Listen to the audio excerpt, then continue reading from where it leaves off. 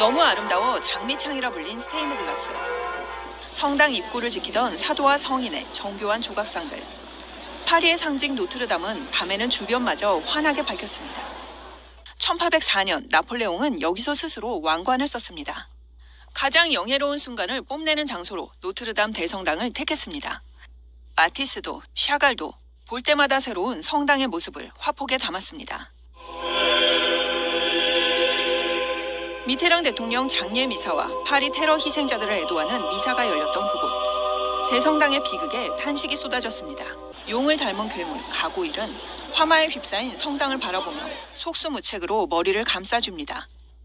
노트르담의 꼽추도 더는 예전 같지 못할 성당을 끌어안고 울고 있습니다. 이 노트르담 성당은요, 성모 마리아를 위해서 만들어진 성당입니다. 성모 마리아를. 근데 이 성모 마리아를 위해 만들어진 성당인데 이게 부서지고 자유의 여신상으로 대체됐잖아요. 이거 자체가 지금 굉장한 의미를 갖거든요. 매 새천년에 신년이 다가오면은 새로운 메시아가 탄생한다고 했잖아요. 근데 고대에는 그게 부활절날, 그런 걸 잘 모르던 사람들이 여자를 십자가에 묶어서 산채로 태웠다 그랬죠. 그래가지고 실수를 해가지고 자기네들이 회개하는 의미에서 더 이상 인신공양을 하지 않고 대신에 그 허수아비 인형을 태우는 걸로 지금 풍습을 대체해서 지금도 유지되고 있는데, 그러면 2000년 주기로 종교가 바뀐다예요. 그래서 과거 황소를 신으로 섬겼던 시대가 있습니다. 그게 이스라엘에선 바알신, 그게 니물롯이에요. 오늘 여기서도 또 결국 나오게 되는 건데 니물롯이고, 그 다음에 그 서양에서도 인도에서도 그렇게 있었죠. 소를 숭배하는. 그러다가 그게 양으로 넘어갑니다. 양으로 넘어가면서 어떻게 되냐?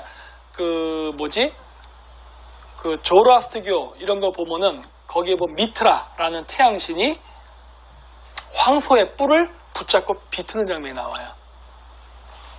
왜 그러느냐? 황소자리 태양, 즉 타우루스 태양의 시대가 지나고 양자리 태양의 신 아이리스 시대가 되면서 새로운 종교가 옛 종교를 제거한다라는 상징적 의미가 있거든요.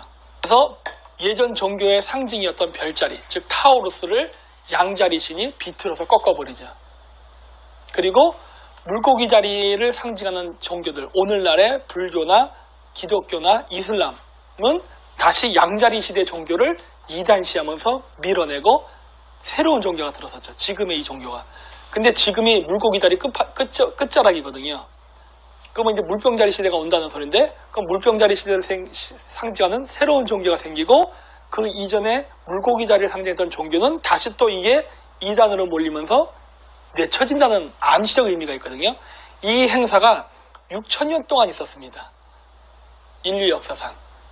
그러면은 과거에도 그랬다면은 이번에도 그렇게 되지 않을까라는 추측을 할 수 있는데, 공교롭게도 프랑스 혁명이 일어난 다음에 노틀담 성당에다가 자유의 여신상을 집어넣었다고 했단 말이에요. 그리고 그 자유의 여신상이 어디로 갑니까? 미국으로 넘어갑니다. 이게 종교 권력의 이동을 뜻하거든요. 네. 종교 권력이 이동한다는 소리는 경제와 금융의 중심도 같이 이동한다는 걸 암시해요. 그래서 잔다르크의 마녀사냥 재판이 있었습니다. 마녀사냥. 이렇게. 그 멀쩡한 여자들 잡아갖고 옛날 때 종교 재판으로 많이 죽였잖아요. 조금만 똑똑하면 마녀라고 해서 죽이고 막 이랬잖아요. 근데 아세요? 그 마녀사냥 자체가 원래 인신공양 풍습에서 유래된 겁니다. 그러니까 이번에는 내가 봤을 때 사람을 태운 거라기보다는 건물을 태우네요. 건물 자체가 성차라 그런 데잖아요. 네. 이젠 듣지 않겠어. 세상이 어둡고 무섭게 변한 건 바로 당신 같은 사람들 때문이었어. Of all time, Victor Hugo became fascinated with Notre Dame. Exploring the ancient cathedral, he found a word carved on the wall of a dark tower. Anak. A Greek word, whispering many sad meanings. 그 새벽기도 우리나라에서 금성뼈를 바라보고 기도했던 신앙에서 비롯된 거예요. 금성은 기독교에서 뭐라 그래요? 루시퍼. 근데 루시퍼 신앙이 왜 기독교에 들어와 있어? 개신교에 들어와 있잖아 지금. 그러니까 내가 그래서 얘기하는 거예요. 그런 식으로 선악론, 사탄론 얘기하는 건 맞지 않다. 왜? 자기들이 하고 있잖아 지금. 새벽 기도는 금성뼈를 바라보고 하는 기도인데 그걸 왜 개신교에서 씁니까? 우리나라에서 쓰면 안 되지 그러면. 그게 루시퍼 신앙인데 오늘날 스파비아 좋게 얘기하면 그래요. 그 아시죠? 바티칸 성전 밑에도 다른 종교의 성전이 있는 거, 미트라 신앙의 신전이 있다는 거. 영국에 있는 그 성당이나 영국 국교의 교회 밑에도 드루이드교의 신전이 밑에 깔려 있습니다. 노트르담 성당의 그 화재 사건은 그런 것과 매우 밀접한 관련이 있다라고 봐요. 왜냐? 이 풍습은 6,000년 동안 한 번도 끊긴 적이 없는 전통이에요. 네. 전 세계적으로. 북극성 신앙일 때는 북두칠성을 향해서 기도를 하고 태양신 숭배일 때는 금성을 보고 합니다. 해놓고 기도를 했는데 그때의 대상은 북극성이 아니라 바로 중간에 매개자라고 믿었던 북두칠성한테 기도를 했습니다. 왜냐? 고대인들은 신과 인간을 직접 연결되지 않고 중간에 매개자가 있다고 생각했어요. 그게 바로 북극성 신앙에서는 북두칠성이에요.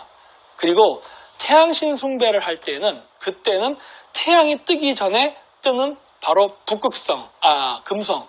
그때는 뭐라 부릅니까? 계명성이라 부릅니다. 계명성. 계명성이 뭐예요? 열다. 그러니까 빛을 여는 별. 그러니까 금성이 뜨고 태양이 뜨잖아요. 그래서 이때는 빛을 몰고 오는 자라고 해가지고 계명성, 즉 긍정적 의미의 별로 봤다고요. 그래서 그때 기도하는 거예요. 금성을 보고 기도하는 거예요. 왜? 그러면서 태양이 뜨니까. 그래서 태양과 인간 사이에 중간에 연결 매개자로서 계명성이, 즉 금성이 바로 중재자라고 믿었어요. 네? 그래서 천문학이 되게 중요하다고 하는 거예요. 그 계명성을 기독교에서는 루시퍼라고 부르거든요. 그래서 루시가 뭐예요? 루시가 뭐다? 빛. 그래서 빛을 몰고 오는 자가 루시퍼예요. 그걸 그리스 신화에서 뭐라 그러냐? 프로메테우스. 동양에서는 뭐다? 중앙아시아에서는 그게 오트아나라고 그래요. 오트아나가 뭐냐? 인간에게 불을 준 자예요. 프로메테우스랑 똑같이. 근데 중앙아시아는 그걸 여성성으로 해서 오트아나에서 불의 어머니라. 루시퍼가 그럼 언제 태어났느냐? 12월 25일입니다. 루시퍼는 남자 천사. 그 여자 천사를 뭐라 부를까요? 루시아. 그래서 성 루시아의 날이 언제라 그랬어요? 12월 25일. 그래서 노르웨이, 덴마크, 스웨덴에서 무슨 노래 불러요? 창공의 빛난 별, 어디에 어리여, 물이 어리여 이런 얘기 하잖아요. 창공에 빛나는 별이 물 위에 어린다. 이거 뭐예요? 바닷가에서 태양이 뜨기 직전에 금성이 뜨고 태양이 뜨는 그 금성, 그 금성을 찬양하는 노래거든요. 그래서 산타 루치아라 그러잖아요. 세인트 루시아, 성 루시아란 말이거든요. 성 루시아가 뭐예요? 금성. 응? 다 있잖아. 물론 기독교에도 있어요. 기독교에서도 금성에 대한 숭배신앙이 있었다니까. 네. 새벽기도 있죠. 근데 그건 기독교 문화가 아닌데. 그렇죠? 그렇죠. 금성, 루시라는 말을 다시 영어로 번역하면 그게 일루미네이트가 되죠. 오. 불교에서는 뭐예요? 붓다. 그러니까 광명, 빛을 상징한다니까. 일루미나티의 한국식 그 해석이 뭐예요? 광명회라 그러잖아. 붓다. 그렇죠. 그렇게 되는 거죠. 이걸 가지고 또 막 또 음모로 나오고 또 악마 나오면은 내가 얘기했죠. 삑살이 나는 것이다. 왜? 이거는 천문에 대한 이야기다.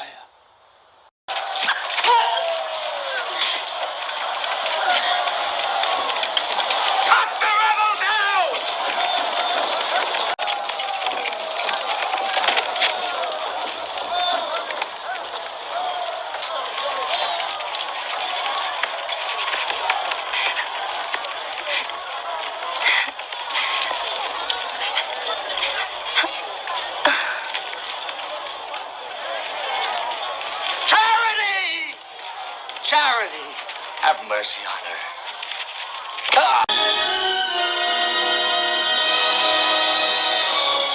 Several years later, two skeletons were found locked in close embrace.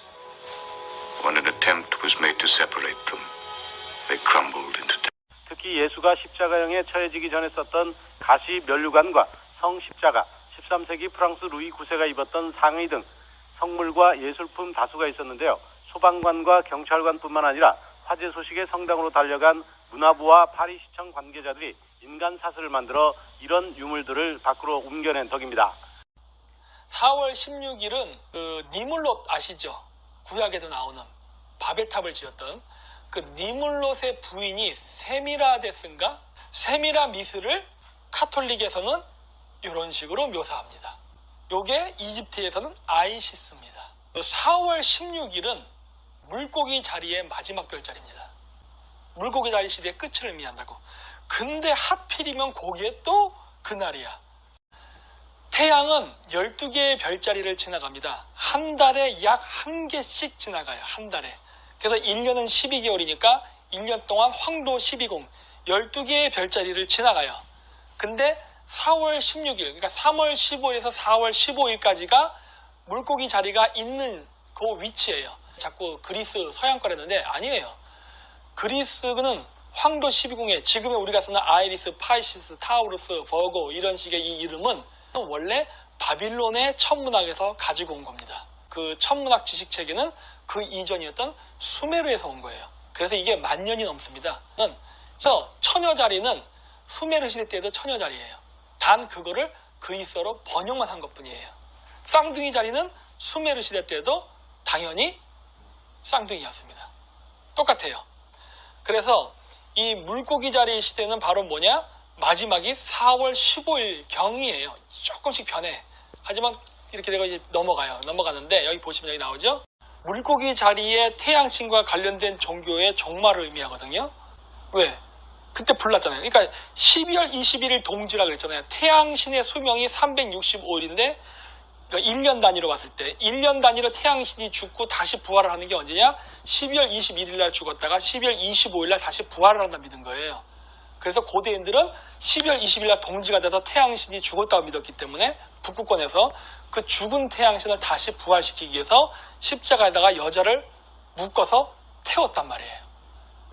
인신공양을 했단 말이에요. 그러면은 새로운 태양이 부활하면서 새해, 즉 새 시대가 열린다고 믿었다고 했잖아요. 근데 그건 내가 잘못된 풍습이라 그랬죠. 괜히 애꿎은 사람만 인신공양으로 죽인 거라고. 근데 마찬가지로 이게 1년 단위가 아니라 다시 황도 12궁을 지나가는 대주기. 그러니까 소주기에서는 태양이 365일로 움직이지만 대주기에서는 2160년 주기로 움직입니다. 그러니까 물고기 자리에서 물병 자리로 한 개의 별자리를 이동하는데 걸리는 시간이 2160년이에요. 근데 공교롭게도 2160년이라는 숫자는 6 곱하기 6 곱하기 6 곱하기 10이에요. 666 곱하기 10. 그래야 2160년 숫자가 나와요. 놀랍지 않아요? 가장 먼저 프랑스 최고 갑부 가운데 한 명인 프랑스와 피노 캐링 그룹 회장이 1억 유로를 쾌척했습니다. 캐링 그룹은 산하의 구찌와 입생 로랑 등 고급 패션 브랜드를 거느리고 있습니다. 몇 월부터 몇 월은 물고기 자리, 몇 월부터 몇 월은 뭐 사자 자리 이런 얘기 하잖아요. 그 말의 정의가 뭐냐면 이렇게 이 써있죠? 저 이가 뭐야? 이스트, 동쪽이에요. 태양이 동쪽에서 뜰 때 왜? 해가 중천에 뜨면 햇빛이 너무 강하니까 별자리가 안 보이거든요. 그러니까 이제 해가 막 뜨려고 할 때 그땐 별자리가 보이잖아요. 잔상이. 그러는데 동쪽에서 태양이 뜰 때 저 날짜가 4월 16일에 돼 있죠? 저렇게 물고기 별자리랑 같이 있다니까요. 그러면 이게 물고기 월이에요. 그래서 제 생일을 만우절이니까 이게 물고기 자리 이때다 라고 하는 거예요. 그리고 4월 달쯤에는 물고기 자리에 있어요. 근데 이렇게 파이시스라 써있죠? 예. 그러니까 동쪽에서 태양이 뜰 때 물고기 자리가 함께 뜨는 거예요. 이게 물고기 자리 월이에요. 그래서 이걸 갖고 우리가 그 점성술 할 때 나는 물고기 자리예요, 나는 황소 자리예요, 이게 적어요. 여러분이 태어났던 생일 그 날짜 시간대에 태양이 동쪽에서 뜰 때 어떤 별자리 어떤 날을 가지고 그 기준을 잡는 거예요. 이제 4월 16일 이 경계선이라고 했잖아요. 바로 옆에 아이리스가 보여요. 그렇죠? 예. 태양이 그러면서 그 이후부터는 점진적으로 아이리스 쪽 양자리로 이동합니다. 이렇게 한 달 동안. 그리고 나서 다음 달 5월 16일 한 달 지났죠? 그럼 어떻게 된다? 타우루스 황소 자리로 이동해요. 이렇게. 그러니까 한 달씩 동쪽에서 태양이 뜰 때 그 한 자리씩 이동해 가는 거예요. 이건 내가 일부러 물고기 자리를 4월 16일 보여주는 이유는 경계선을 보라고 한 거예요. 3월 15일 하면은 저기 비너스라고 되어 있는 그 물고기 자리 동그랗게 원이 있죠? 저쪽에 가깝게 뜹니다. 그래서 물고기 자리 한 달 동안 이렇게 지나가는 거예요. 네. 이해되시죠? 이런 식으로 되는 거예요. 그래서 우리가 언제 태어났다 하는 거는 바로 저런 그 기준으로 하는 거예요. 그래서 우리가 천문을 기준으로 저렇게 얘기하는 거예요. 그래서 제가 물고기 자리 태양시대, 무슨 자리 태양시대 이런 얘기를 하는 거는 바로 이것과 밀접한 관련이 있다 해요. 예. 그렇죠? 그래서 4월 16일이라는 거는 바로 경계입니다. 그러니까 9세기, 즉 물고기 자리 시대와 신세기, 다음 자리 시대의 딱 경계선이에요. 하필이면 그때 불이 났네 하는 거예요. 아이시스, 그리고 유태인들은 아쉐라라 불렀습니다. 투르크 민족들이 얘기하는 자기 조상신이 아시나예요. 그리고 아시나는 늑대를 상징하죠. 그런데 공교롭게도 아이시스는 이집트에서 늑대입니다. 뭔가 연결박돼 있는 거예요. 이 연결고리는 도대체 무엇일까 하는 거예요. 되게 이상하다 해요. 그래서 이번 저는 그 노틀담 성당의 그 화제는 뭔가 모르는 뭔가가 있다 해요. 그 고대의 그 종교 걔네들이 했던 그 재래의식이라던가 철학사상, 그 다음 점성술, 그 다음 별자리 이런 것들을 연결해서 이렇게 쭉 보면요. 하나의 파노라마처럼 전체적인 스토리텔링이 보여요. 그거를 알게 되면은 모든 경전에 나오는 구절들이 별자리에 대한 이야기라는 걸 알게 돼요. 물고기를 많이 갖고 돌아오게 해달라고 기도를 하는데 용왕님이 바닷속에 산다 믿잖아요. 그게 토끼와 거북이 이야기도 나오고. 근데 바닷속에 용왕님이 사실까? 안 삽니다. 동심파괴인데 안 살아요. 바닷속에 용왕이 사는 게 아니라 은하수 자체를 바다로 인식하는 거거든요. 그 바다의 용왕, 즉 은하수 위에 떠 있는 별이 바로 북극성이잖아요. 그걸 용왕님이라 부른 거예요. 언제? 지금 폴라리스, 작은 곰자리가 북극성이 아니라 그 이전 시대, 지금으로부터 2000년 전, 지금으로부터 2000년 전 북극성이 용자리에 있을 때, 그때는 북극성 신의 이미지가 용왕님이었어요. 즉 용신이었습니다. 지금은 곰신이에요. 하지만 얘기했죠. 이거 지금 제가 얘기하는 모든 단어는 방편입니다. 이걸 용, 막 곰 이렇게 믿으면 그때부터 우상숭배가 되는 거예요. 이건 별자리를 구별하기 위해서 이름 지은 것 뿐이니까. 그래서 바다에 있다는 용왕이 아니라 하늘에 있는 은하수 위에 있는 용자리 시대 때, 드라코라는 용자리 시대에 별이 있을 때의 이야기예요. 북극성을 중심으로 있는 북두칠성을 4개, 봄, 여름, 가을, 겨울 딱 합쳐서 확 묶어버리면 우물정자 모양이 나오거든요. 박혁과세가 우물에서 태어났대다. 우물에서 태어난 거 아니에요. 그 우물이 은하수예요. 그래서 아까 삼신할머니 기도할 때 은하수에 있는 북극성의 별빛이 비쳤을 때 그 정한수를 떠서 기도한다 했잖아요. 왜? 그 정한수가 은하수의 역할, 북극성과 인간을 연결하는 매개자라는 개념으로 그때 하는 거거든요. 그래서 하는 건데 코난이 우물을 딱 들어가면 거기에 가운데 녹색 보석이 탁 있는데 그 녹색 버섯을 커다란 뱀이 이렇게 감고 지키고 있어요. 우물이란 건 뭐예요? 그 북극성을 중심으로 우물정자 있는 거, 이걸 이게 상징적으로 보여주는 거 이야기인데 이게 막 섞여서 그래요. 그런데 그 뱀은 사탄인데 아니요, 뱀 사탄 아닙니다. 그렇지 않아요. 그거는 후세인들이 만든 거예요. 그러니까 모든 종교는 과거 종교는 사탄시 됩니다. 사탄시. 새로운 신흥 세력이 과거 구 종교 세력을 밀어내다 보니까 항상 반대파는 악마가 돼버리거든. 요즘은 현대 언어니까 적이라 그러지. 요즘은 적이라 그러지만 옛날 땐 그걸 악마라 그랬어요. 그래서 악마의 군대라 얘기했다고. 예. 그래서 십자군이 이슬람이랑 싸울 때 이슬람 군대를 악마의 군대라 그랬다고. 사탄의 군대라고. 근데 이슬람이 사탄인가? 그냥 사람인데 적이지. 종교가 다른. 근데 고대는 교육 수준이 낮았기 때문에 그렇게 불렀어요, 그냥. 성경의 뱀은 사탄이라고? 그러니까 성경 이전의 무속 샤머니즘에서는 뱀은 신성한 동물이었다니까요. 뱀은 지혜를 주는 자야. 히포크라테스가 뱀이 꼬글꼬글 올라간 지팡이를 들고 있잖아요. 그 지혜의 상징이거든. 근데 샤머니즘이 무너지잖아요.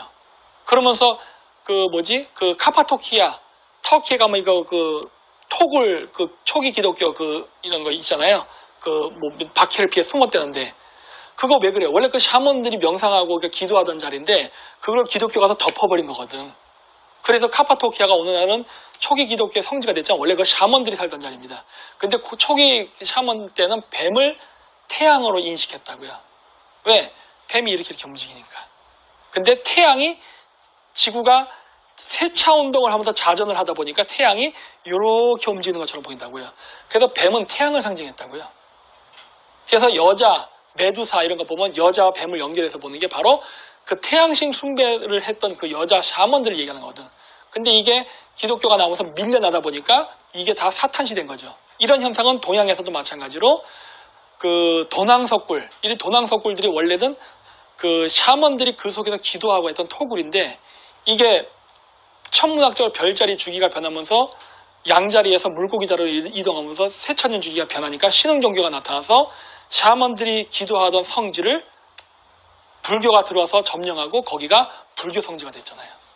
그렇게 되는 거거든. 왜 1차 세대든 2차 세대 일어난 제가 얘기했죠. 그거는 바로 서로 환율을 낮춰서 무역 전쟁을 하려고 화폐 전쟁을 하다 보니까 일어난 거거든요. 2차 세계대전을 계기로 해서 미국을 중심으로 한 기축통화 제도가 그래서 만들어진 거예요. 그러면서 화폐의 유동량을 조절을 하면서 그 경제가 불황에 빠지지 않게끔 조절을 하는 그 역할을 하는 거거든요. 그래서 기축통화를 중심으로 지역 화폐가 연동돼서 움직이면서 이 질서가 잡히는 건데 국내에서도 서로 자기 지역을 개발시키겠다고 그 중앙정부로부터 통제를 받지 않고 지역 화폐를 남발을 하게 되면은 인플레이션이 옵니다.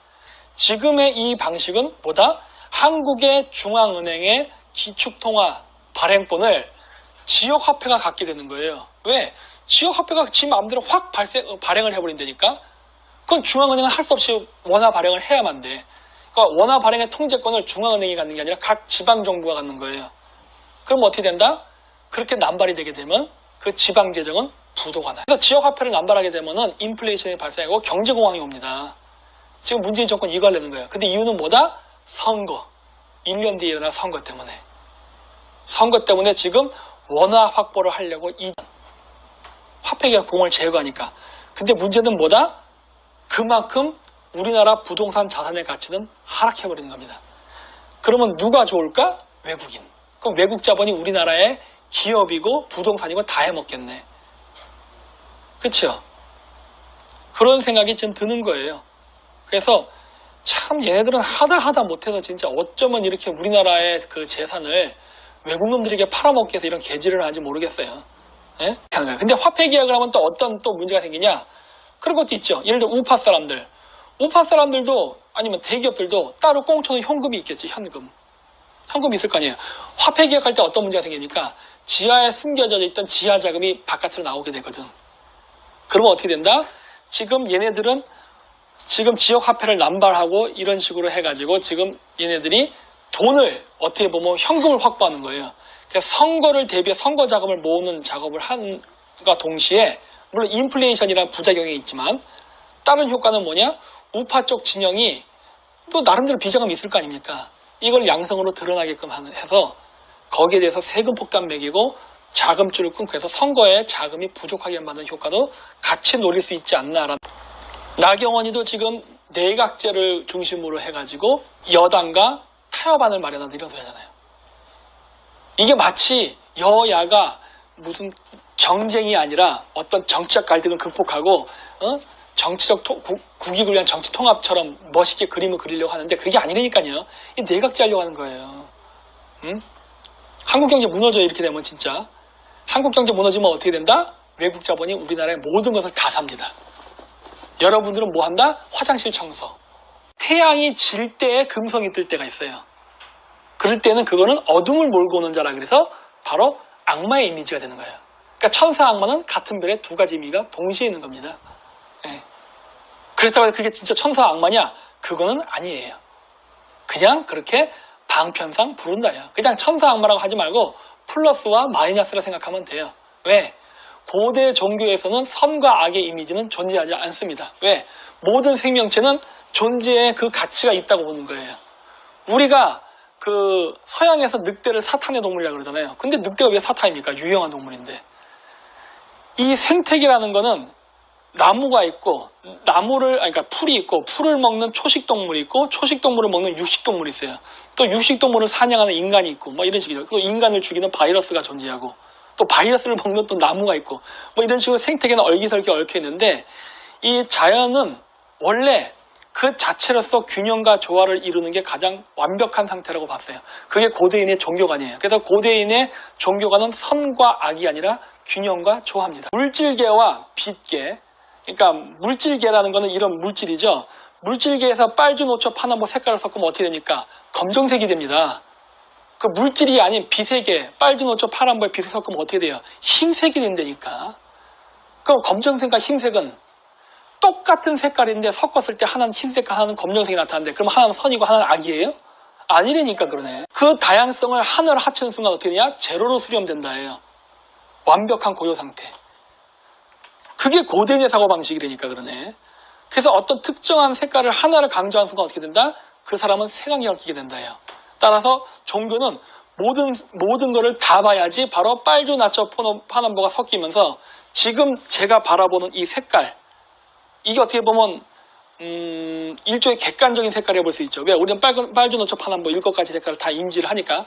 물론 여긴 자외선과 적외선이 있지만 일단 이거 빼고라도 보다 많은 색깔을 인지할수록 보다 많은 색깔의 실체적인 색깔을 정확히 구별하게 된다고요. 근데 한 가지 색깔만 이해한다면은 그 사람은 모든 세상이 빨간색으로 보이거나 파란색으로 보인다니까. 그래서 모든 것들은 다양한 색깔을 봄으로써 전체를 균형을 잡아서 볼 수 있게 하는 시각이 갖춰지는 거예요. 이게 제가 오랫동안 고대사를 연구하면서 터득한 종교론입니다. 그래서 모든 종교에 대한 거를 다 공부했어요. 네. 이젠 듣지 않겠어. 세상이 어둡고 무섭게 변한 건 바로 당신 같은 사람들 때문이었어.